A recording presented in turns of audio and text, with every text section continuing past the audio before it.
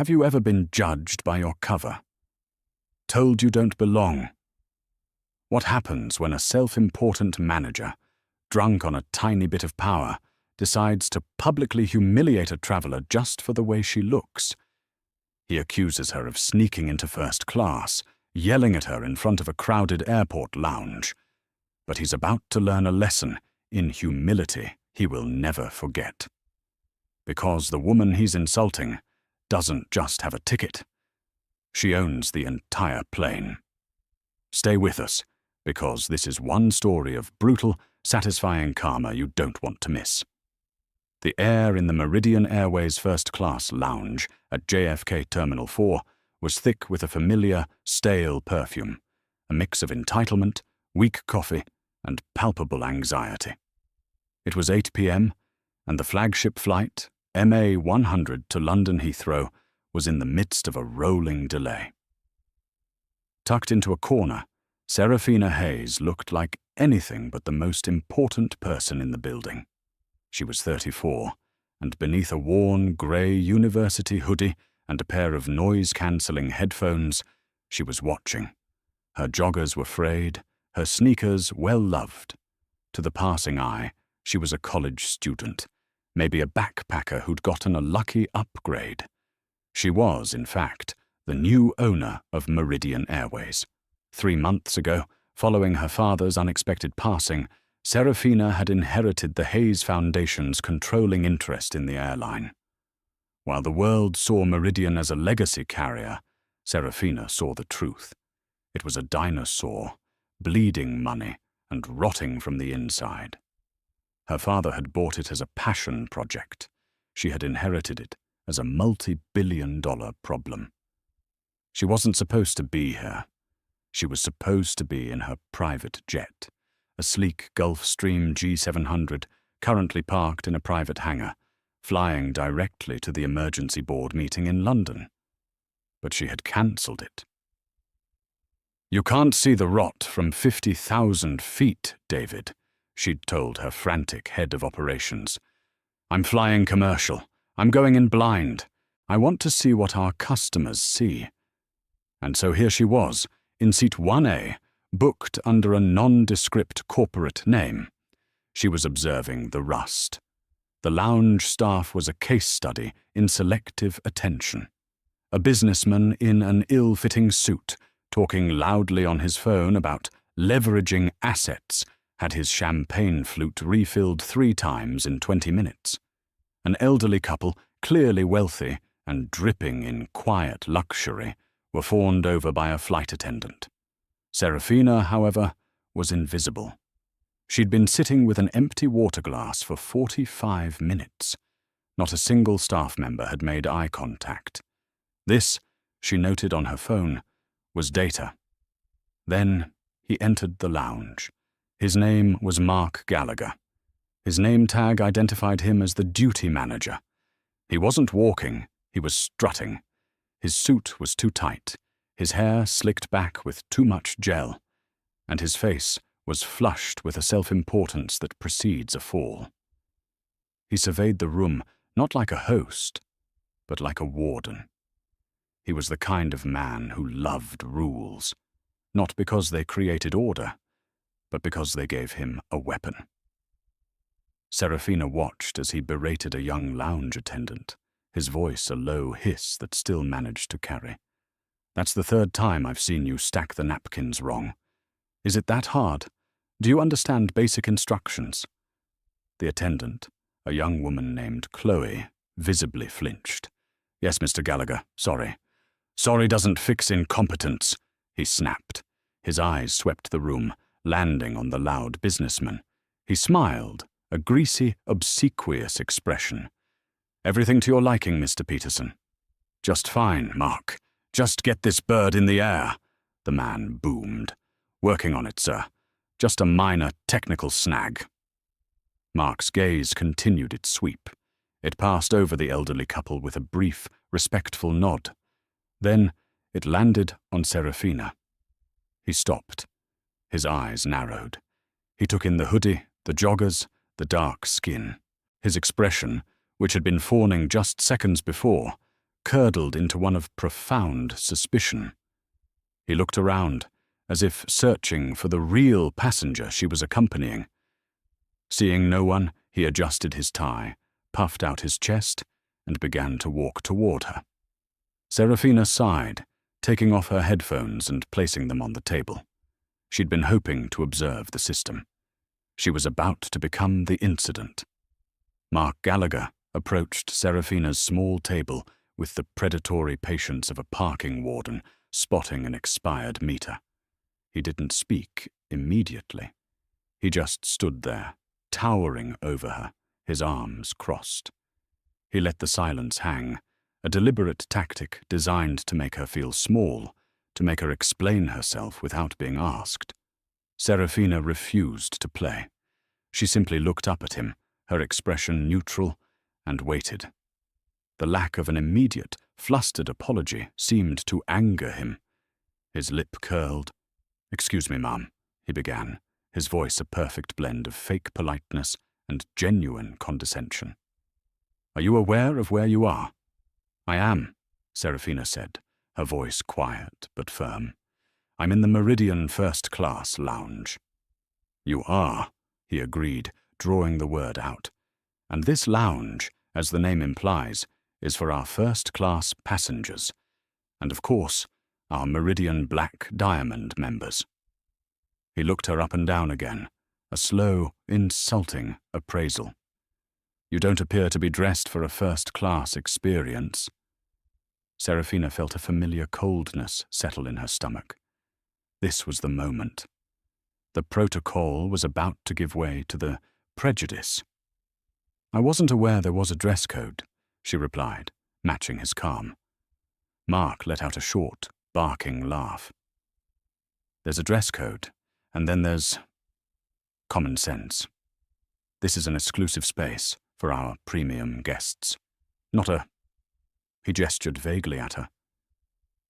"Not a bus station." The barb was so blatant, so rooted in classism and race, that several people at nearby tables looked up. The loud businessman, Mr. Peterson, smirked into his champagne. "I can assure you, I'm supposed to be here," Serafina said. "Oh, I'm sure you think you are," Mark said, his voice hardening. He was done with the pretense. "Ma'am, I'm going to need to see your boarding pass. Now." He held out his hand, palm up, demanding. Serafina unlocked her phone. She opened the Meridian app and pulled up the digital pass. It clearly read, Hayes, S, Seat 1A, Flight MA 100, JFK to LHR. She held the phone out for him. Mark grabbed the phone from her hand, a shocking breach of etiquette. He stared at the screen, his brow furrowed. He was visibly confused. He'd expected her to have nothing, to stammer, to make an excuse. The digital pass was a problem for his narrative. He typed something into his own terminal at the nearby service desk. He stared at the screen, then back at her phone. "This is interesting," he said, walking back, "because I see the booking. But it's clearly a corporate pass, booked under a general fund. Probably a mistake." "It's not a mistake," Serafina said. "Oh, it is," Mark insisted, his confidence returning. He had a new angle. "Someone like you doesn't just end up in 1A on a corporate booking. You probably work in the mailroom or catering. One of your bosses booked it, and you thought you'd take a joyride, is that it?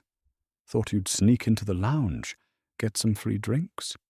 "Mr. Gallagher," Serafina said, her voice dropping, "I would advise you to stop talking and hand me back my phone." "I'll do no such thing," he snapped, his voice rising. The quiet hum of the lounge was fracturing. "I am the manager here, and I am tired of people trying to scam this airline. You think you can just waltz in here, dressed like you're going to the gym, and steal services that our real customers pay thousands for?" "Steal?" The word hung in the air. Serafina stood up slowly. She was taller than him, a fact that seemed to enrage him further. "Yes, steal! That's what it's called when you take something you didn't pay for. I paid for it, she said, her voice like ice. I highly doubt that, he sneered. Now, I'm going to give you one chance. You can walk out of this lounge quietly, and we can discover this mix-up and rebook you in the seat you actually paid for, which I'm assuming is 42E. No, Serafina said. No? Mark looked theatrically scandalized. No? I'm trying to help you, sweetheart. I'm trying to stop you from committing fraud. You're not trying to help me, Serafina said, her eyes locking onto his. You're trying to humiliate me, and you're failing. Now, give me my phone, or my next call will be to airport security. This was the final straw for Mark. The threat, the defiance, the audacity of this woman in her cheap hoodie challenging him. Oh, you'll call security? He yelled, his voice now a full-blown shout that silenced the entire lounge. No, I'll call security. I'm calling them right now. We are going to have you removed. He jabbed a finger at her. You are officially banned from this lounge, and you're not getting on this flight. We're going to have you arrested for fraudulent trespass. The lounge, which had been a haven of muted conversations, was now dead silent. Every eye was fixed on the confrontation. Mark Gallagher was practically vibrating with rage. He had an audience, and he was determined to make an example of Serafina. Greg, Chloe, get over here, he barked. The senior gate agent, Greg, a heavy-set man with a permanently sour expression, waddled over, clearly annoyed. The young attendant, Chloe, who Mark had berated earlier, followed, her face pale and her hands trembling. This individual, Mark spat, gesturing at Serafina, has fraudulently accessed the lounge with a stolen corporate pass. She's refusing to leave. Greg, call Port Authority. I want her removed from the terminal. Greg looked at Serafina, then at Mark, and sighed. He was a man who followed orders, especially from a loud boss. Ma'am, you heard him. Let's not make this difficult. Just come with me. I am not going anywhere, Serafina stated. She hadn't raised her voice. She didn't need to.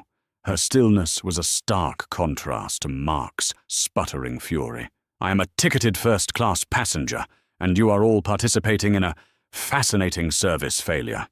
Service failure, Mark shrieked. You're a thief. That's what you are. You probably snuck in behind a real passenger. Mr. Peterson, the businessman, chimed in from his seat. That's right, Mark. Get her out. Can't believe the standards these days. Letting anyone in. Mark swelled with the support. See? Our real customers are uncomfortable. You are harassing our guests, and you're trespassing. He turned to Chloe, the nervous attendant. Chloe, you. Go get her bag. We'll have it held until the police arrive.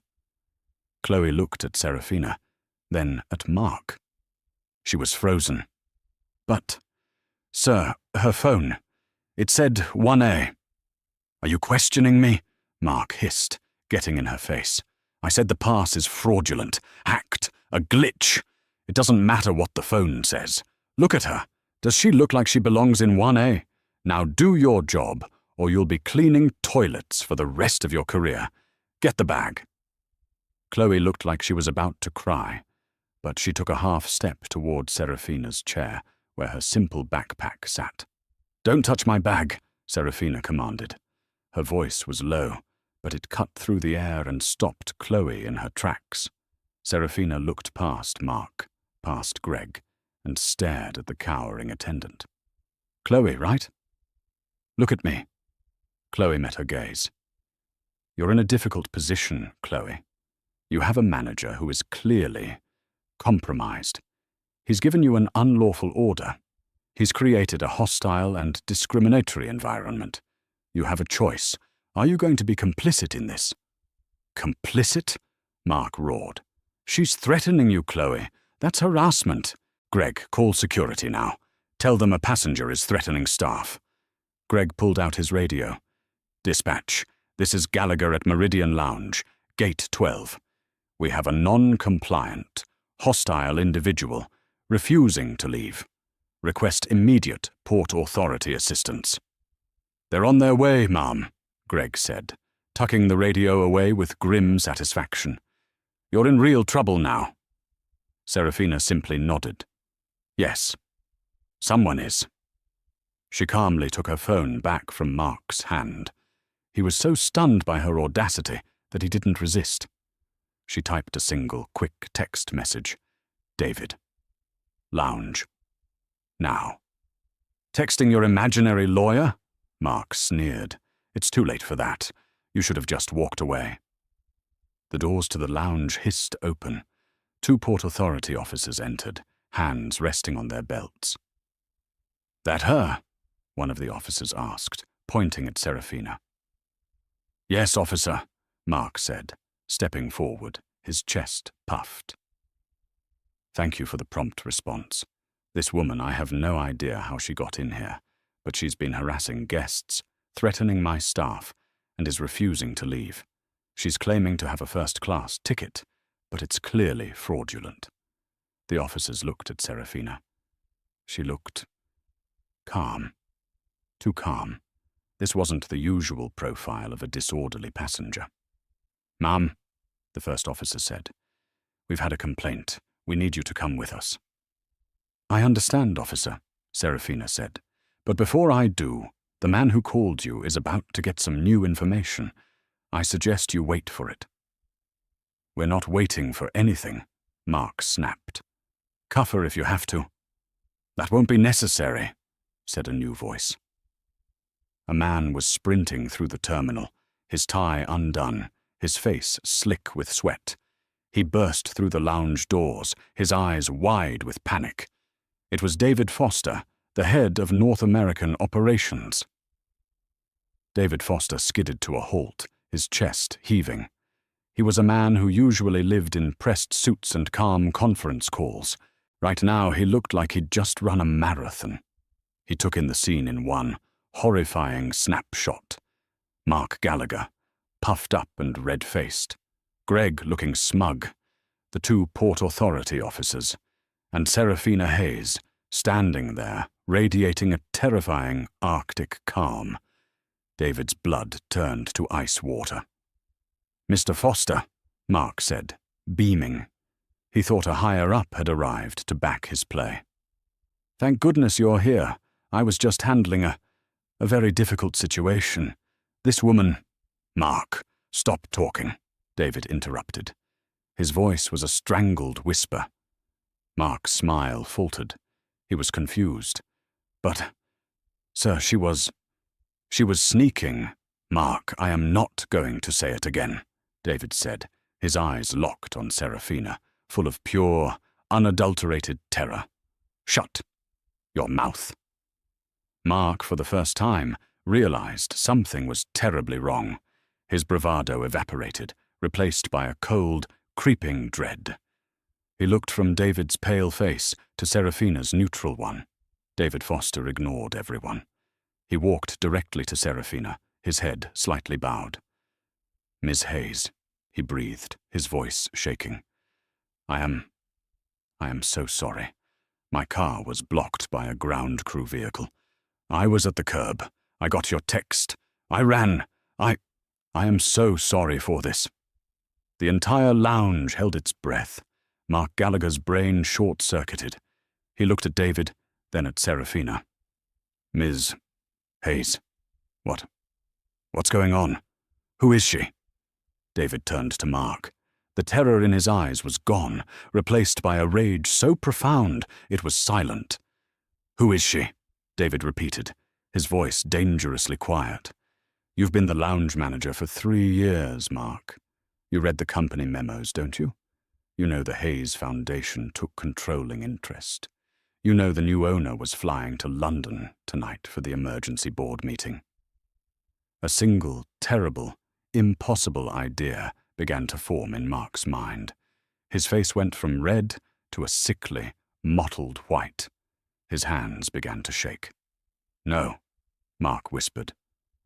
No, That's not... She's what, Mark? David's voice rose. She's what? Dressed wrong? Doesn't look the part?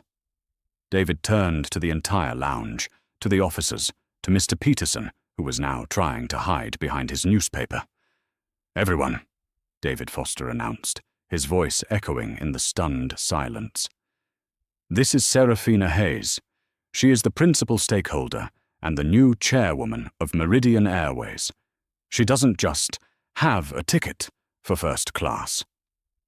He pointed a shaking finger at the plane outside the window, the massive Airbus A330. She owns this lounge. She owns that plane. She owns this entire airline. And you, Mark, you just tried to have her arrested for trespassing. The silence that followed was absolute. It was the sound of a career ending, the sound of a man's entire world collapsing in on him. Mr. Peterson, the loud businessman, audibly choked on his champagne. The elderly couple stared, mouths agape, and Chloe, the young attendant, looked like she was going to faint. Mark Gallagher's legs gave out. He stumbled back, grabbing a service counter for support. He opened his mouth, but only a dry, gasping sound came out. He stammered, his eyes wide and vacant with shock. It was protocol. I didn't know. Serafina, who had been silent this entire time, finally spoke. That's the entire problem, isn't it, Mark? She said, her voice cutting through the silence like a diamond. You didn't know. You shouldn't have to know. She took a step toward him. He flinched as if she'd struck him. You're right, she continued. I am a black woman in a hoodie.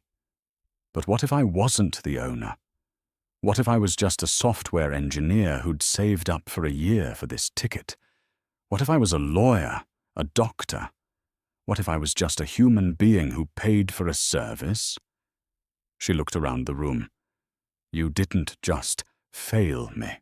You failed every single customer who doesn't fit your sad, narrow-minded stereotype of what first class looks like. You are the technical snag on this airline, Mr. Gallagher. You are the rot. The Port Authority officers, realizing the catastrophic nature of the situation, immediately stepped back. Ma'am, Ms. Hayes, the first officer stammered. This is an internal airline matter. We'll be on our way unless you need us. No, officer, Serafina said calmly. I don't need you. But he might. She nodded at Mark. He's going to need an escort, just not to jail. She turned to David Foster, who was still vibrating with a mix of adrenaline and professional panic. David, she said, her voice pure business. Yes, Miss Hayes. Anything. Have the officers escort Mr. Gallagher to the Terminal Operations Office. He is to wait there. He is not to access any computers. He is not to contact any other staff. His security credentials and all system access are to be revoked. Effective 2 minutes ago. Right away, David said. He snapped his fingers at Greg, the other gate agent, who was trying to blend into the wall. Greg, get his pass! Greg, his own face ashen as he realized his complicity, fumbled to obey. I can't. Please, Mark whispered. He looked at Serafina, his eyes swimming with a desperate, pathetic plea. Miss Hayes, please, it was a mistake. A terrible, terrible mistake. I was under pressure. The delays. I have a family. So did the people you humiliated, Serafina replied, her voice void of all sympathy. So did every customer you've ever profiled out of this lounge. Did you ask about their families before you decided they were thieves? She looked at him one last time. You didn't just make a mistake, Mr. Gallagher. You made a choice. You built a career on these tiny, cruel choices. And it all just came due. Get him out of my sight. Mark Gallagher didn't walk out. He was guided half carried by the officers, his legs unsteady. He was a broken man. As he passed the threshold of the lounge, he had ruled like a petty tyrant. A small, choked sob escaped him. The doors hissed shut. The lounge was still silent. Serafina turned her attention to the remaining staff. Greg, the senior agent, was sweating profusely. "And you," she said to him. "You backed his play. You didn't question. You didn't verify. You went straight to calling the police. You're a senior agent. That implies a senior level of judgment, which you clearly lack. David, add Mr. What's your name?" Greg. Gregson, ma'am," he stammered. "Mr. Gregson. Add him to the suspension list. Same conditions. No computer access. Escort him to the office. He can wait with Mark." Gregson's jaw dropped. "But I was just following my manager's orders." "That's the excuse, isn't it?" Serafina said. "It's the shield for all cowardice. You weren't following orders, Mr. Gregson. You were participating. Get out!" Gregson, red-faced and furious, threw his radio on the counter and stormed out. Now, only Chloe, the young attendant, remained. She was crying silently, her hands pressed to her mouth. Serafina's expression softened, but only fractionally. "Chloe." The girl flinched. Yes, Mrs. Hayes." "You were scared. He threatened your job. I saw that." He's always like that," Chloe whispered. He has rules that aren't in the book." "I'm sure he does," Serafina said. "You hesitated. You questioned him. Quietly. That's more than anyone else did. But you were still going to take my bag. I didn't know what to do." "Your job," Serafina said. "Your job is not just to serve champagne. It's to serve all our customers. You're not suspended, Chloe. But you and I are going to have a long talk when I get back from London. You're going to tell me everything about Mr. Gallagher's unofficial rules. Understand?" Chloe nodded, wiping her tears. "Yes, Miss Hayes. Thank you, Miss Hayes. Don't thank me yet. You've got a lot of training to do." Serafina turned to David. "David, get the lounge staffed with a competent team from another terminal, and find me the last 3 years of customer complaints for the JFK station. Specifically, any that mention Mr. Gallagher. I want that report by the time I land." "Yes, Miss Hayes. And your flight. We can hold it." "No," Serafina said, picking up her backpack.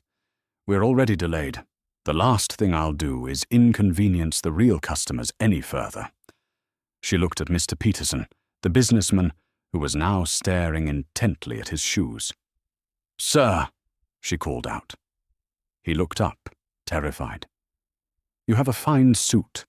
You might want to ask my head of operations for a voucher to have it cleaned. I believe you splattered it when you were cheering on my public humiliation." Peterson turned a shade of purple that matched his tie and said nothing. Serafina slung her backpack over her shoulder and walked toward the jet bridge, David Foster trailing her like a pilot fish. As she scanned her valid boarding pass, she paused and looked back at the lounge. "David," she said. "Yes, Mum." "Sell the Gulfstream. We don't need it. From now on, I fly with my customers." The flight to London was 7 hours of surgical, cold fury. Serafina sat in 1A, her laptop open, a satellite Wi-Fi connection feeding her a steady stream of data. While the other first-class passengers slept, she and David Foster, who had taken the empty seat 1B, dismantled Mark Gallagher's entire professional life. The hard karma was not going to be a simple firing. That was an ending. Serafina wanted a lesson. She wanted a systemic purge. By the time they were over the Atlantic, the report was in. The last 3 years of customer complaints. It was, as Serafina had suspected, a horror show.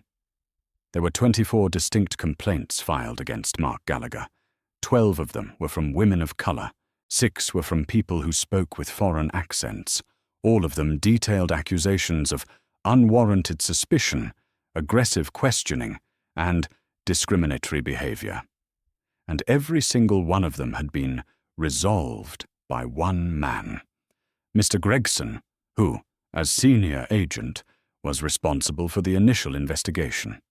His reports all concluded: manager was following standard security protocol. Customer was non-compliant. No further action needed. He didn't just have a bias, Serafina murmured, scrolling through the reports. He had an accomplice. They built a system to protect their bigotry. It's sickening, David said. It's a liability, Serafina countered. How many of these people never flew Meridian again? How many of them told their friends, their families? This man wasn't just a bully. He was a one-man wrecking ball for our brand, and our legal department let it happen. When they landed, Serafina didn't go to her hotel. She went straight to Meridian's London HQ for the 9 a.m. board meeting. The board, 12 old, pale and male faces, were expecting a presentation on fuel hedging and budget cuts. Instead, Serafina played them the CCTV footage from the lounge. She played it with the audio. The blood drained from their faces as they watched the entire 20-minute confrontation. They heard Mark's sneering, "Are you lost, sweetheart?" They heard him yell, "Thief!" They heard Mr. Peterson's, "Get her out!" And they heard Serafina's final, cold dismantling of him. When the video ended, she stood up. "Good morning, gentlemen," she said. "You were all very worried about this airline's 4% drop in Q3 bookings. You were blaming fuel costs and labor unions. You were wrong. That," she pointed to the screen, "is why we are failing. We are an airline with a cancer of the soul, and men like Mark Gallagher are the tumor." She didn't just fire Mark. She announced Operation Altitude, a full, top-to-bottom, external audit of all customer-facing management worldwide. Mark Gallagher's fate was brutal. He was fired for cause, gross misconduct, severe discrimination, and creating a hostile work environment. This meant no severance, no payout. His stock options were void. His pension was frozen, pending a legal review. He, of course, tried to fight it. He lawyered up, claiming wrongful termination. Serafina's new legal team, a ruthless firm she'd brought on to replace the airline's complacent old guard, responded. They didn't just send a letter. They sent a 500-page file. It contained what it was: 1, the 24 prior complaints; 2, sworn affidavits from 15 of those prior victims whom Serafina's team had located and interviewed; 3, the text messages from Mark to Gregson, pulled from company phones, including one from that night. Got another one in the lounge. Hoodie and sneakers. Watch her while I go poke the bear. 4, a sworn affidavit from Chloe, who detailed, in tearful clarity, the years of unofficial, racially motivated rules Mark had enforced. Mark's lawsuit was dropped within 24 hours. His lawyer quit, but the karma didn't stop there. Meridian Airways, under Serafina's direction, filed a civil suit against him for damages to the brand. They also sent the entire file to the FAA and the Department of Transportation, flagging him as a high-risk individual. He was, in effect, blacklisted. He would never work in aviation again. Not as a manager, not as a baggage handler, not even as a janitor. Gregson was also fired for gross negligence and complicity. Mr. Peterson, the businessman, received a letter informing him that his Black Diamond elite status had been permanently revoked due to harassment of other passengers, and his corporate account with Meridian was terminated. The audit, Operation Altitude, was just as ruthless. It cleaned house. 3 other senior managers at JFK, LAX, and O'Hare all of whom had similar complaint-burying records, were fired. The entire customer service training manual was shredded and rewritten, with Serafina herself co-authoring the new Dignity First protocol. Mark Gallagher, a man who had derived all his self-worth from a small plastic name tag, had nothing. His arrogance didn't just cost him his job, it cost him his career, his reputation, and his entire future. The story of Mark Gallagher did not end when the lounge doors hissed shut. That was merely the end of his tiny kingdom. The beginning of his new life, a life of harsh, grinding consequence, started in a windowless, beige-painted room in the terminal's back-of-house operations center. He and Gregson were sat on hard plastic chairs under a buzzing fluorescent light that gave their skin a sickly, grey pallor. The air smelled of burnt coffee and industrial cleaner. For 20 minutes they sat in silence. Gregson was visibly trembling, his eyes darting to the door, muttering about his union rep. Mark, on the other hand, was in a state of cognitive dissonance. The shock had worn off, replaced by a simmering, self-righteous fury. He wasn't scared. He was insulted. "This is insane," he finally hissed, his voice raw. "A total overreaction. She set me up." Gregson looked at him, his eyes wide. "Set you up? Mark, that was Serafina Hayes. She owns the company. She owns us." "I don't care who she is," Mark snapped, clinging to the last shreds of his authority. "There are protocols. You can't just humiliate staff.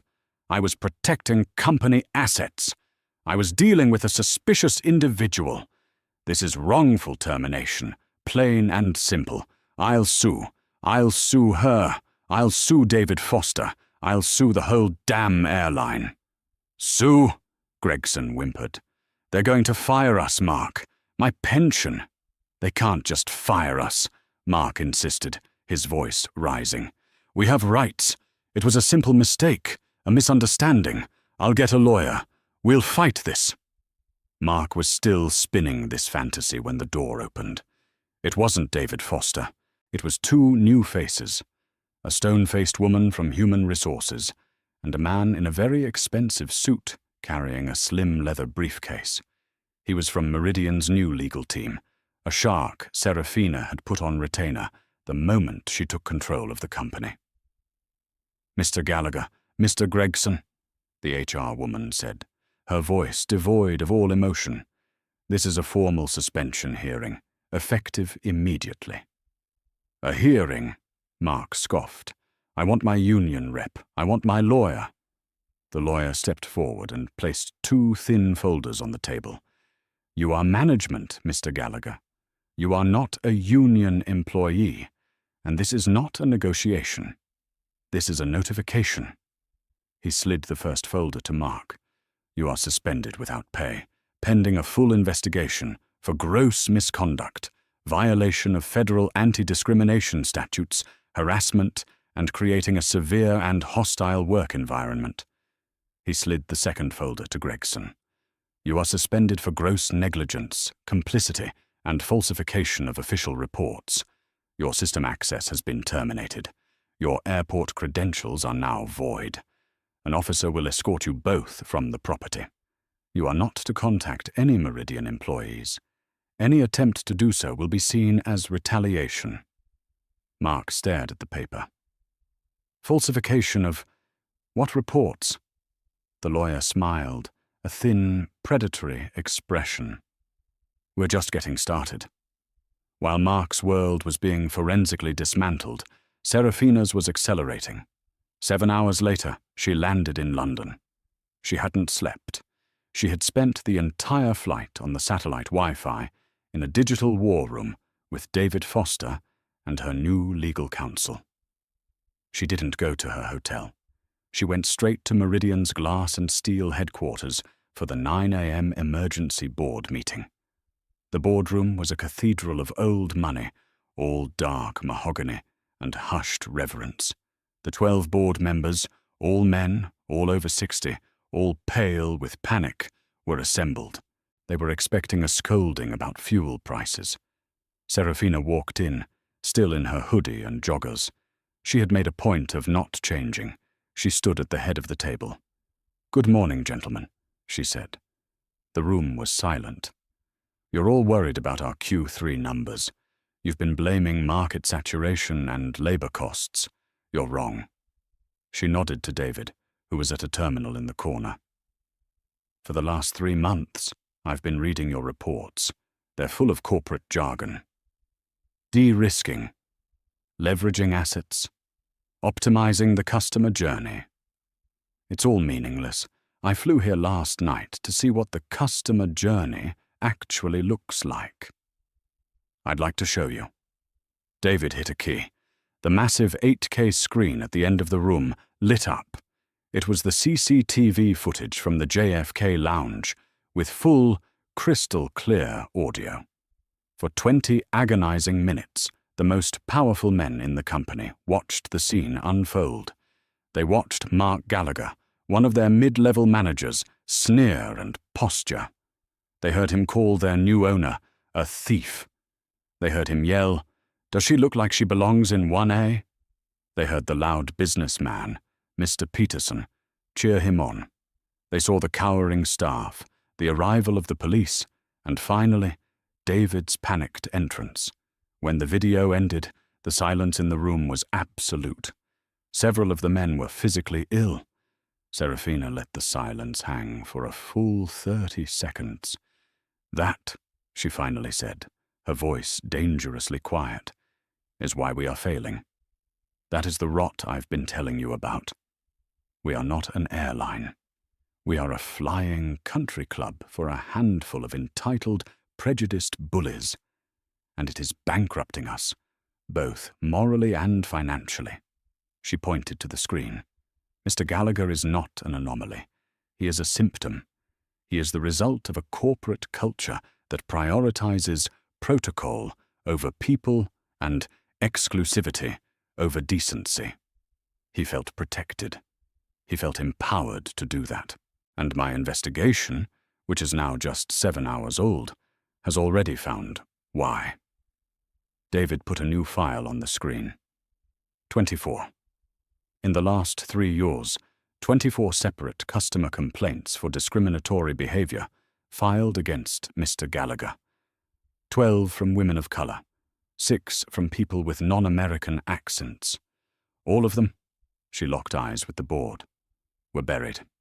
By Mr. Gregson, by the JFK station manager, and by our own legal department, who flagged them as nuisance complaints. She took a breath. "This meeting is not a discussion. It's a notification. As of this morning, I am launching Operation Altitude. It is a full, top-to-bottom, external audit of every customer-facing manager in this company, worldwide. We are cleaning house. We are rebuilding our entire service protocol from zero. We are retraining every single one of our 50,000 employees, from the baggage handlers to the pilots, on one new principle: dignity first." She looked at the CEO, a man named Arthur Vance, who had been with her father for 30 years. "Arthur, you let this happen. You were asleep at the wheel. You can either lead Operation Altitude with me, or you can retire. Today, your choice." Arthur Vance, his face the color of ash, simply nodded. I will lead it, Miss Hayes. I serve at your pleasure." "Good," Serafina said. "Now, gentlemen, let's talk about the real reason we're losing money. Let's talk about the cost of bigotry. Back in New York, Mark Gallagher's life was imploding in slow motion. He was fired officially 2 days later via a cold email from HR. The investigation had been swift. True to his word, he hired a lawyer, a small-time strip mall lawyer named Stan, who saw a quick, juicy settlement from a big corporation. They filed a lawsuit for $5 million, citing wrongful termination, emotional distress, and defamation. Stan was giddy. "This is great, Mark. They'll pay.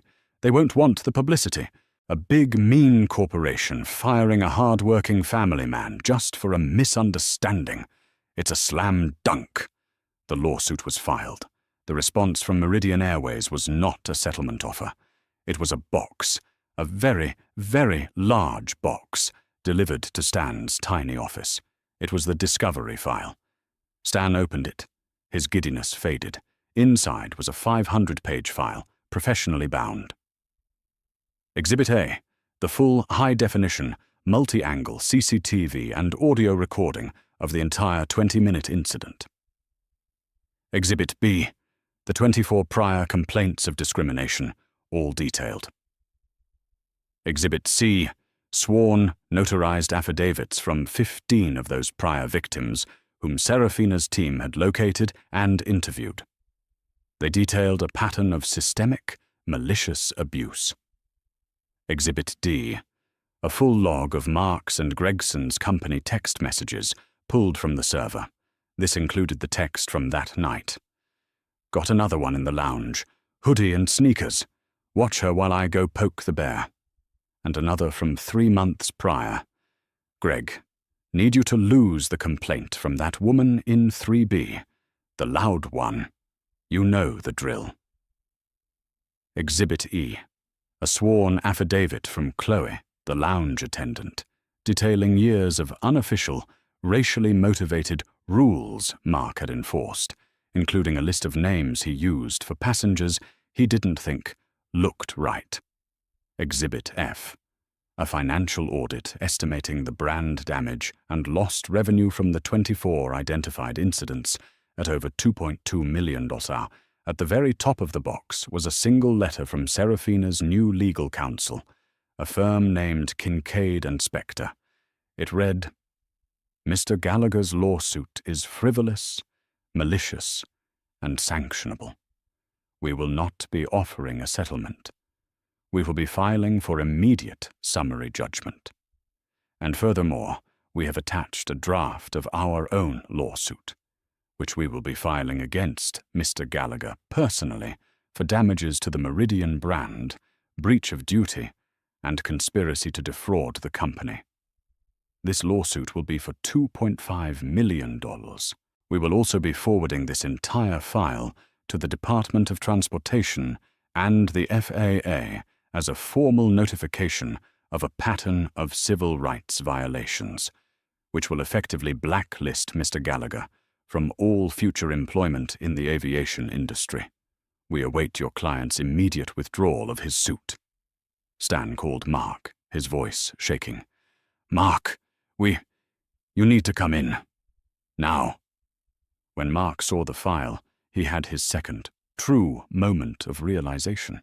The text messages, the poke the bear text. It wasn't a misunderstanding. It was a pattern. It was a hobby. And it was all in writing. They can't use that, he stammered. They can, Mark, Stan said, wiping sweat from his brow. They can and they will. We're not just going to lose. You're going to be destroyed. You'll lose your house. Mark, you'll lose everything. We're dropping the suit. And we're going to pray they don't file their countersuit. Mark Gallagher's fight was over. He was no longer a manager. He was no longer an employee. He was a liability. Over the next 6 months, Operation Altitude tore through Meridian like a cleansing fire. The entire JFK management team was fired. The old, complacent legal department was dissolved. Arthur Vance, the old CEO, retired 2 months in, unable to keep up with Serafina's pace. David Foster, having proven his loyalty and, more importantly, his competence, was promoted to COO. The company culture changed. It was painful. There were workshops. There were firings. But most of all, there was training. Serafina herself oversaw the launch of the Dignity First protocol. In a training session for new lounge supervisors, she stood before a class of 30. For decades, she said, we trained you to see first class as a product. Champagne, hot towels, quiet. This was wrong. It's not a product. It's an experience. And the core of that experience is respect. I don't care if a passenger is in a tuxedo or a t-shirt. I don't care if they saved for a year or they own a bank. Your job is to make every single person who walks through that door feel seen and respected. The protocol is simple.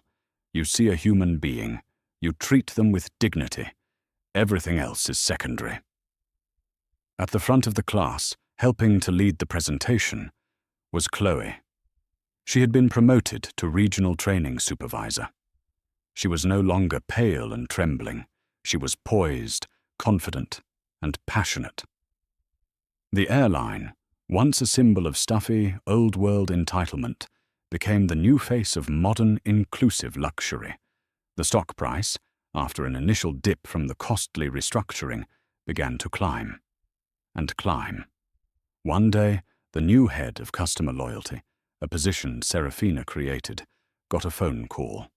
It was Mr. Peterson, the businessman who had cheered Mark on. "Yes," he boomed into the phone. "I'm calling about my Black Diamond status. There seems to be a mistake. It's been revoked. I've been a 1,000,000-miler for 10 years. I demand you fix this. I want to speak to someone in charge. I used to know Mark Gallagher."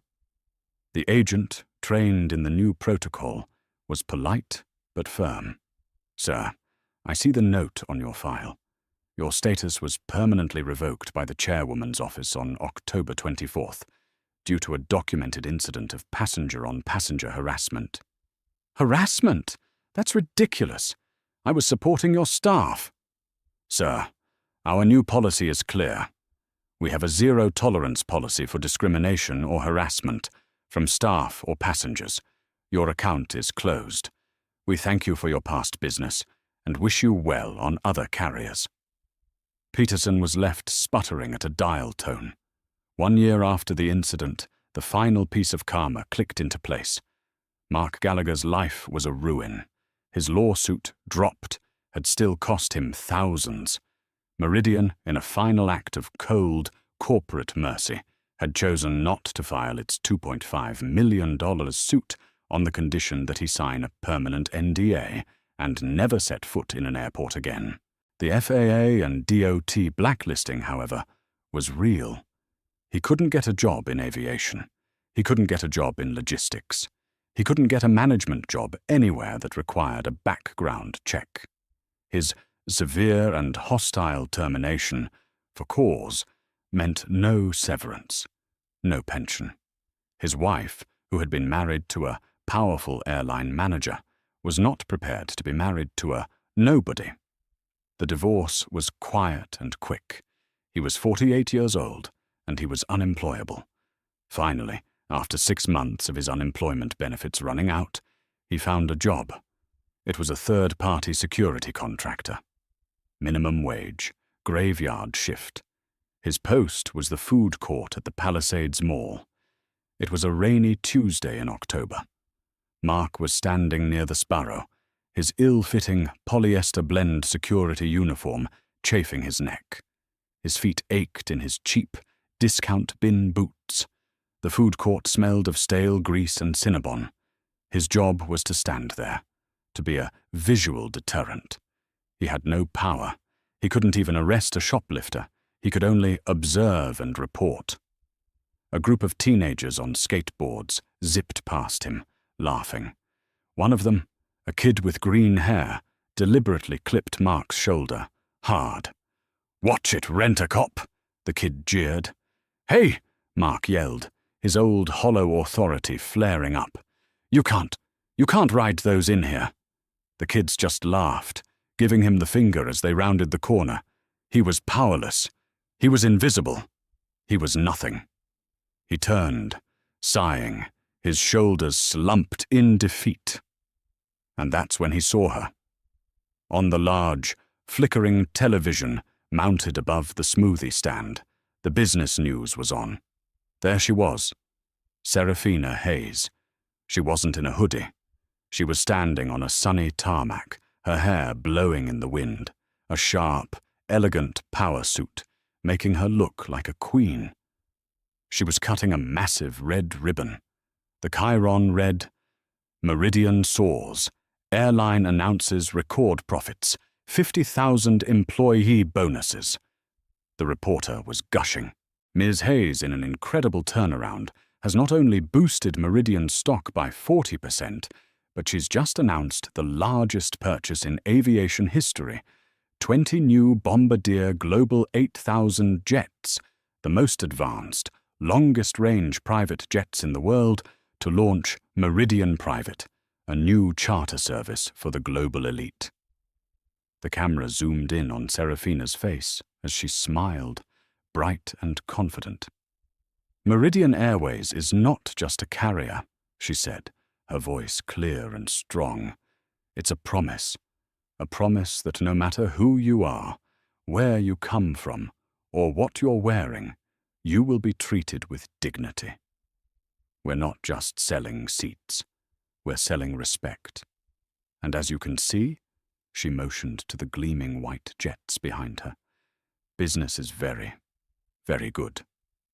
Mark stood there, rooted to the greasy tile. The woman he had called a thief was on national television, surrounded by hundreds of millions of dollars in new aircraft, giving bonuses to the 50,000 employees she commanded. He, on the other hand, was a ghost, a man in a cheap suit, paid to be ignored in a food court. He had built his entire identity on a tiny sliver of borrowed power, and he had used it to humiliate others. Now he had no power, no identity, and no future. A janitor pushed a mop bucket past him, splashing grey water on his discount boots. "Move it, buddy," the janitor grunted, not even looking up. Mark moved. He went back to his post, guarding a store that sold scented candles, as the sound of Serafina Hayes's success echoed from the television above him. He had become, in the end, exactly what he had feared most: a person not even worth a second glance. And that is what you call hard karma. Mark Gallagher didn't just get fired, he was exposed. The very system he used to bully people was the same system that recorded his downfall. Serafina didn't just take over a company, she gave it a soul, proving that treating people with respect isn't just the right thing to do, it's the profitable thing to do. She turned a moment of ugly discrimination into a revolution. What did you think of Mark's downfall? Was it justified? What would you have done if you were in Serafina's position? Let us know your thoughts in the comments below. We read every single one. If you love stories where the arrogant get what they deserve, please hit that like button. Share this video with a friend. And most importantly, smash that subscribe button and ring the bell. You won't want to miss the next story we have coming. Thanks for watching.